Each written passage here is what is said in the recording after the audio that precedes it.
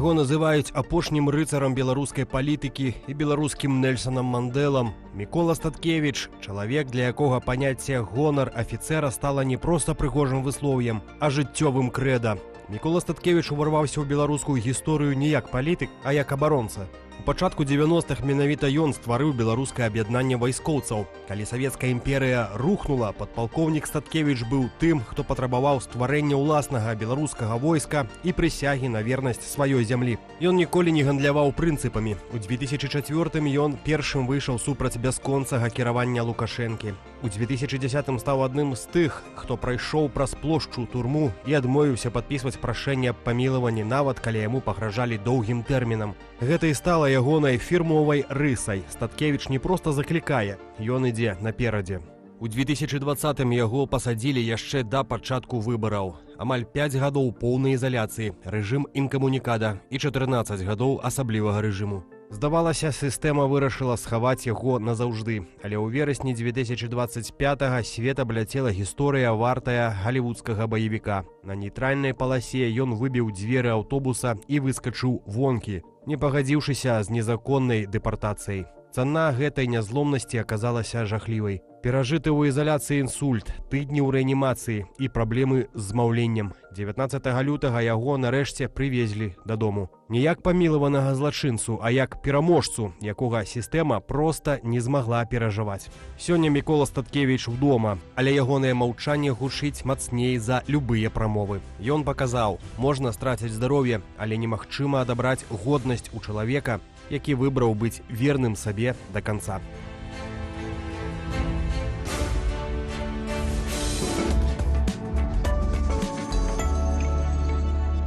У чацвер з'явіліся навіны пра двух палітвязняў, якіх выпусцілі. Гэта Мікалай Статкевіч і цяжарная палітзняволеная Наталья Левая. Вельмі цешымся, што яшчэ 2 чалавекі апынуліся на волі і зычым хутка адужаць Мікалаю Статкевічу, які ў турме перанёс інсульт.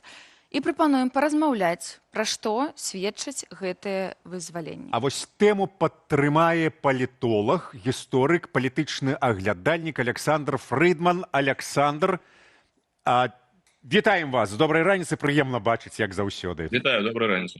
Добрай раніцы. Добрай раніцы. Па-першае, глядзіце, Наталья Эйсман паведаміла, што родныя Статкевіча прасілі аб яго вызваленні праз стан здароўя палітвязня. Чаму, на вашу думку, пастанавілі памілаваць менавіта гэтых палітзняволеных? Выключна з пункта гледжання здароўя, іх стана здароўя? Я думаю, што перш за ўсё тут гаворка ідзе пра наступствы, што б, напрыклад, чакала беларускія ўлады, калі б гэтыя людзі засталіся за кратамі і з імі нешта адбылося. Усё ж такі сітуацыя ў пэўным сэнсе змянілася, калі раней, і гэта было відавочна, беларускім уладам было ўсё роўна, што там адбываецца, паміраюць людзі за кратамі, колькі ўжо было гэтых выпадкаў, калі людзі сапраўды там памерлі. Вось гэтым разам усё ж такі ёсць перамовы са Злучанымі Штатамі, і Злучаныя Штаты назіраюць, сапраўды відавочна уважліва назіраюць за сітуацыяй, таму нейкія вось такія навіны, калі б нешта адбылося за кратамі з цяжарнай жанчынай альбо са Статкевічам, які сапраўды вядомы палітвязень і учынак яго вядомы, тое, што адмовіўся, прымусіў сябе не дэпартаваць, назовем гэта так, тое, што мы бачылі ў мінулым годзе. Вось калі б тут нешта такое жахлівае адбылося, но гэта было б непрыемна. Гэта магло б паўплываць на перамовы з амерыканцамі, і таму відавочна вырашылі паводзіць сябе больш асцярожна. Зрабілі ўсё, каб выратаваць жыццё Статкевіча, вось, ну і зараз яго вызвалілі такім чынам. Усім вядома, што Дональд Трамп далучаецца да гэтых перамоваў, і яго ўплыў вялікі на вызваленні ў Беларусі. Але ў лютым, напрыклад, і французскія прадстаўнікі і дыпламаты таксама былі ў Менску. Ці звязаныя гэтыя вызваленні, мабыць, з гэтым візітам французаў? Я думаю, з французамі ў меншай ступені, бо ўсё ж такі французскі візіт, ён быў хутчэй у такім накірунку, каб высветліць, ці ўвогуле мае сэнс весці нейкія перамовы з Лукашэнкам. І тут пакуль няма нейкага адчування, што там сапраўды нейкія зрухі на еўрапейскім напрамку адбываюцца. Іншая справа з амерыканцамі. Тут Лукашенко хацеў бы відавочна, пакуль прынамсі, пакуль гэта магчыма, пакуль ціск ад Расіі не такі, напэўна, моцны, Расія нават пагаджаецца з тым, каб ішлі нейкія кансультацыі паміж Мінскам і Вашынгтонам. Тут Лукашенко хацеў бы працягваць. І калі вось нешта б адбылося з кімсьці, з палітвязнем, вось у прыватнасці з такой вядомай асобай, як Статкевіч, гэта выглядала бы, ну, не вельмі добра, гэта выглядала бы непрыемна. Так што я мяркую, што тут перш за ўсё ж такі амерыканская справа. А калі б не было гэтых перамоваў, усё ж такі, калі б гэтых кансультацый не адбываліся, калі б не адбывалася вызваленне пад амерыканскім уплывам, то хутчэй за ўсё яны бы і пакінулі Статкевіча за кратамі і асабліва пра гэта не клапаціліся. Так што прынцыпова стаўленне не змянілася. Гэта проста такі тактычны момант з боку Лукашэнкі. А вось як асабіста і менавіта вы разглядаеце гэтую сітуацыю? Вызваленне 2 палітвязняў замест 100 – гэта перамога Захаду ці Лукашэнкі? Я б сказал, што гэта проста дадатковы эфект таго, што адбываецца на гэтых перамовах. То бок нейкага канкрэтнага выйсця, каб была вызвалена вялікая група, такога няма. Ну і хутчэй за ўсё, пакуль гэта не спрыяльныя умовы. Вось мы бачым, што на гэтым тыдні адбылося, што Лукашенко не паехаў на саміт Савета міру ў Вашынгтон, і нават міністр замежных справаў Рыжанкоў там не апынуўся. І заявы Лукашэнкі ў дачыненні да амерыканцаў сталі такімі больш жорсткімі. З другога боку, абсалютна незразумела, як будуць і ўвогуле будуць працягвацца перамовы вакол Украіны, і гэта таксама паўплывае на ход, на ситуацию контактах паміж Мінскім і Вашынгтонам. Так што ў такой сітуацыі Лукашенко не зрывае гэтыя перамовы і не робіць тых крокаў, якія могуць быць дрэннымі у дачыненні да перспектываў гэтых перамоваў. Таму ён вымушаны быў гэтых людзей вызваліць. Ну а што тычыцца Статкевіча, то я пагаджуся з аўтарам сюжэта, які вы паказвалі. Гэта сапраўды перш за ўсё перамога Статкевіча. Статкевіч прымусіў, ахвяруючы уласным здароўем і рызыкуючы уласным жыццём, ён прымусіў беларускія ўлады гуляць не па іх правілам, па сваім правілам. Яны яго вызвалілі ў рэшце рэшт і пакінулі ў Беларусі. Так што хай Лукашенко і спрабуе прадставіць гэта як свой гуманізм, што і робіць Наталя Эйсман, іншыя прапагандысты. Пра ніякі гуманізм тут справа не ідзе. Гэта Статкевіч, які перамог у гэтай сітуацыі. А ці не можа быць такога, што той, што Лукашенко не паехаў на Раду міра, гэта, ну, яны баяліся, рэжым, што гэта выклікае раздражэнне Вашынгтона і нібыта ўсё ж такі 2 палітвязняў. Ну, мы зрабілі нешта. Вось наш гуманізм, вось ён, калі ласка, не трэба злавацца, што мы не прыехалі на ваш саміт. Ну, я думаю, што Джон Коул сапраўды адзначыў для сябе, што адбываецца. Ён жа як спецпрадстаўнік па беларускім напрамку прэзідэнта Трампа, ён сочыць за гэтымі падзеямі. А што тычыцца больш сур'ёзных фігураў у Вашынгтоне, я не думаю, што яны так уважліва ўвогуле за гэтым назіраюць. Праблемы маглі б для Лукашэнкі з'явіцца, прычым я б насамрэч не перабольшваў значэнне гэтых праблемаў. Калі б нешта за кратамі такое фатальнае адбылося, калі б нехта памёр, вось ізноў, ну тады былі б непрыемныя навіны для Лукашэнкі. А што тычыцца ягонай прысутнасці ва ўспрыняцці амерыканцаў, тых жа амерыканцаў, конечно.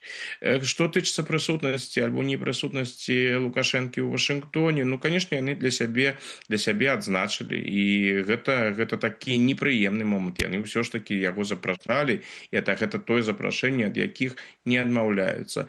Але б я б не чакаў тут нейкіх сур'ёзных наступстваў для яго, бо Лукашенко ўспрымаецца амерыканцамі перш за ўсё як такі дадатак да Масквы. І гэта тое, што Лукашенко не прыехаў, паказала яшчэ раз, наколькі ён у рэшце рэшт ад Расіі залежны. Так што я думаю, што ў рэшце рэшт гэта ў прынцыпе будзе ўспрынята амерыканцамі досыць спакойна. Гэта хутчэй пацверджанне таго вобраза Лукашэнкі, які у іх ужо і без гэтага склаўся.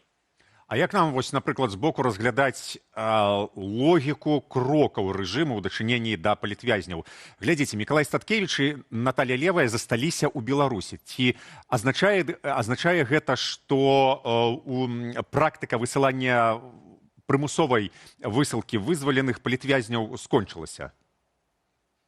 Думаю, што не. І думаю, што гэта прагматызм. Бо ізноў жа, вось калі мы сябе ўявім гэтую сітуацыю са Статкевічам, вось я возьму прыклад Статкевіча. Я не ведаю, ці ён у тым фізічным стане, каб яго можна было паспрабаваць яшчэ раз дэпартаваць. Напэўна, гэта было звязана з рызыкамі для беларускіх уладаў. Акрамя таго, Статкевіч, які пасля і з бачнымі слядамі інсульту апынуўся бы за межамі, гэта было, ў прынцыпе, вось сама фігура Статкевіча, ягоны стан, гэта быў бы абвінавачваннем на адрас беларускіх уладаў. То бок яны проста пралічылі гэтую сітуацыю і для сябе зразумелі, што дэпартаваць можа і магчыма, але будуць больш дрэнныя наступствы, лепш паспрабаваць усё ж такі, не паспрабаваць, а сапраўды пакінуць яго ў Беларусі, ну і паспрабаваць гэтую контрпрапагандысцкую кампанію з тым, каб падкрэсліць вось уласны гуманізм. І зноў жа, я тут не бачу ніякіх карэнных зменаў у стаўленні. Гэта тактыка. Ну а што тычыцца цяжарнай жанчыны, ну дэпартаваць цяжарную жанчыну ва ўмовах сённяшніх, да яшчэ у лютым, ну гэта выглядала б, ну сапраўды, нават для беларускіх уладаў, можа, мабыць, і занадта. Таму было вырашана так, вось гэта два своеасаблівыя кейсы, мы іх вырашаем так, як вырашаем. Думаю, што прынцыпы не зменяцца. Калі будуць наступныя вызваленні па пагадненням з амерыканцамі, будзе абсалютна тое ж самае спроба дэпартацыі. Але ў Беларусі заўсёды чакаеш нечага дрэннага, што цябе можа здзівіць. Ёсць такое меркаванне, што калі, дай Божа, стан Статкевіча стане лепш, тады можа з'явіцца нейкая рызыка, што яго вярнуць у калонію. Мы жадаем здароўя яму, але вось калі чалавек застаецца ў Беларусі, на тэрыторыі Беларусі, то заўсёды ёсць гэтая рызыка. Да, я тут пагажуся, канешне, гэта гучыць абсалютна жахліва, што чалавек, які быў у калоніі па абсалютна надуманым абвінавачаннем, якому сістэматычна руйнавалі ягоны стан здароўя, што гэтая ўся справа скончылася інсультам і рэанімацыяй. Мы ж пакуль не ведаем, у якім ён стане быў. Тая інфармацыя, якая прыходзіць з Беларусі, яна вельмі такая асцярожная і вельмі абмежаваная. Уявіць сябе, што і нават пасля гэтага чалавека могуць вярнуць за краты, ну такое ў беларускіх умовах сапраўды магчыма. Але мне падаецца іншы варыянт больш верагодным. Калі стан Статкевіча будзе паляпшацца, і, канешне, мы ўсе яму гэтага жадаем, каб ён вытрымаў гэтае выпрабаванне, каб стан здароўя ў яго палепшыўся. Калі гэта адбудзецца, я нават не выключаю, што яны паспрабуюць яго хутчэй не вярнуць у калонію, а дэпартаваць. А вось яшчэ ў паветры лунае такая ідэя, што Лукашенка баіцца Статкевіча. Ці гэта так насамрэч? І калі ён баіцца Статкевіча, то чаму? Я б сказаў, я не думаю, што вось ён так яго баіцца.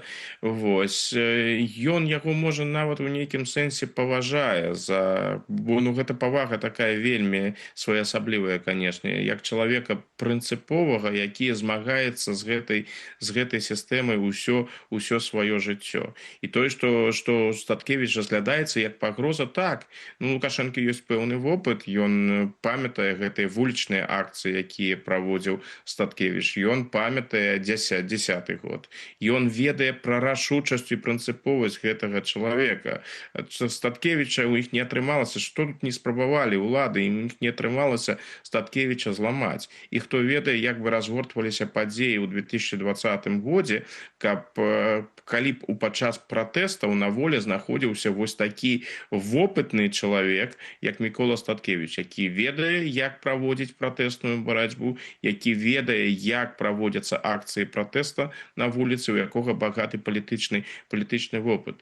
Так што тое, што яны зрабілі ў 2020 годзе, яны гэта зрабілі, ведаючы, што гэты чалавек так сапраўды пэўная пагроза для іх у выпадку развіцця непрыемнага развіцця падзеяў.